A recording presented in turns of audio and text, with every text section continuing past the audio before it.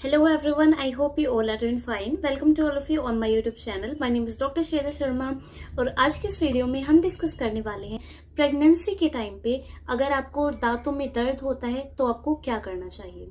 But before starting the video, अगर आप channel पे नए हैं तो नीचे सब्सक्राइब करके बेल आइकन जरूर प्रेस कर दें ताकि आने वाली हर नई वीडियो की अपडेट आपको मिलते रहे। तो चलिए वीडियो स्टार्ट करते हैं। प्रेगनेंसी में बेसिकली काफी हार्मोनल चेंजेस आते हैं जिनकी वजह से बॉडी में भी काफी सारे चेंजेस आते हैं। कुछ लोग सोचते हैं कि प्रेगनेंसी के टाइम पे दांतों का इलाज ही नहीं कराना चाहिए। इनफैक्ट मैंने तो बहुत लोगों से सुना है कि प्रेगनेंसी के टाइम पे ब्रश भी नहीं करनी चाहिए। अब भाई ब्रश नहीं करोगे तो दांतों की सफाई नहीं होगी, दांतों की सफाई नहीं होगी तो इन्फेक्शन नहीं हो जाएगा। तो इसलिए ऐसे टाइम पे तो आपको दांतों का ख्याल रखने की और ज्यादा जरूरत है। और अगर आपको दांतों में पेन है या फिर किसी भी तरह की प्रॉब्लम है तो आप उसको सहन मत कीजिए। आप near by dental clinic visit कीजिए ताकि आपके दांतों का प्रॉपर इलाज हो और आपको दर्द से राहत मिले। अब हम डिस्कस करेंगे कि प्रेगनेंसी के टाइम पे क्या क्या परेशानियां हो सकती हैं। पर उससे पहले एक इम्पोर्टेंट बात आती है कि जब भी आप प्रेग्नेंट हैं या फिर प्रेगनेंसी एक्सपेक्ट कर रहे हैं और आप डेंटिस्ट के पास जाते हैं तो आप उनको जरूर बताएं, क्योंकि जनरली क्या होता है पहले ट्राइमेस्टर में बेसिकली 9 महीने की प्रेगनेंसी को 3 पार्ट्स में डिवाइड किया जाता है। पहले 3 मंथ्स को बोला जाता है फर्स्ट ट्राइमेस्टर, नेक्स्ट 3 मंथ के पीरियड को बोला जाता है सेकंड ट्राइमेस्टर और लास्ट के जो 3 महीने होते हैं उनको बोला जाता है थर्ड ट्राइमेस्टर।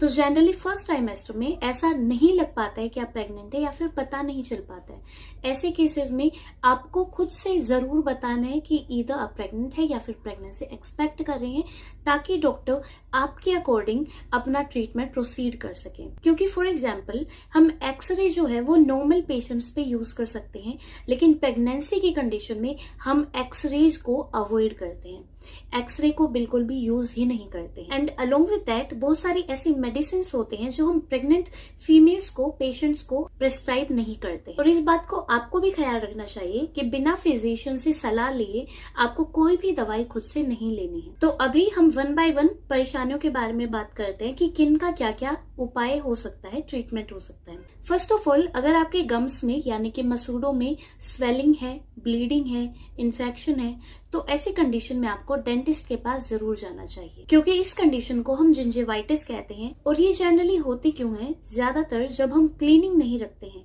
या फिर ब्रश तो कर रहे हैं पर ब्रश करने का तरीका हमारा सही नहीं है।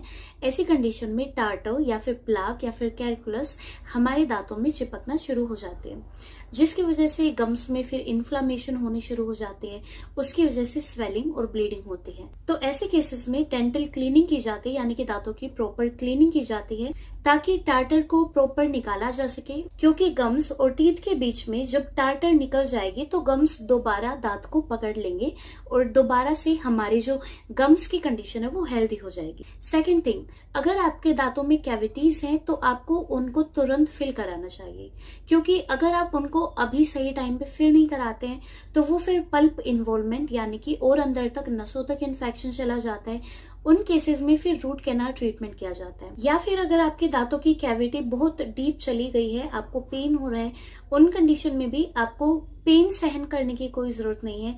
आप डेंटल क्लिनिक जाएं और वहां पे आपका प्रॉपर ट्रीटमेंट कराएं। अमेरिकन डेंटल एसोसिएशन ने 2015 में ये दिया है कि एलए किसी भी स्टेज पे प्रेगनेंसी में अफेक्ट नहीं करता है। बेसिकली आरसीटी से रिलेटेड ट्रीटमेंट किसी भी ट्राइमेस्टर में किए जा सकते हैं, पर जनरली सबसे सेफ पीरियड होता है सेकंड ट्राइमेस्टर। अगर आप फर्स्ट ट्राइमेस्टर में जाते हैं तो डॉक्टर उनको देखते हैं कि ज्यादा इमरजेंसी ट्रीटमेंट नहीं है, और अगर ज्यादा इमरजेंसी नहीं है तो वो जनरली एडवाइस करते हैं कि सेकंड ट्राइमेस्टर में वो ट्रीटमेंट प्रोसीजर किया जाए, just to be more safe. इसके अलावा जितने भी कॉस्मेटिक ट्रीटमेंट्स होते हैं, for example bleaching, capping, veneering, इन सब से रिलेटेड अगर आपको कोई भी ट्रीटमेंट कराना है तो उनके लिए आपको एडवाइस किया जाता है कि डिलीवरी के बाद कुछ टाइम बाद आप ये प्रोसीजर शुरू कराएं।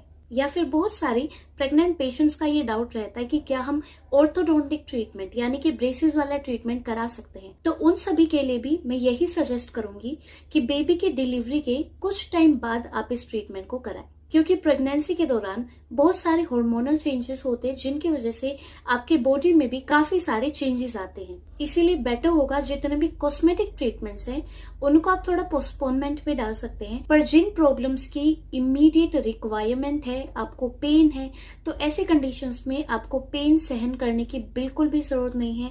आप near by dental clinic visit कीजिए और आपकी प्रॉब्लम्स का अकॉर्डिंगली सॉल्यूशन जरूर किया जाएगा। So yes, this is all about today's video. I hope आप सभी को ये वीडियो पसंद आई होगी। अगर आपको ये वीडियो हेल्पफुल लगे तो नीचे लाइक जरूर कीजिएगा। Along with that, if you are new to the channel, make sure to subscribe the channel below and press the bell icon so that you can get every notification. And all the best for your motherhood.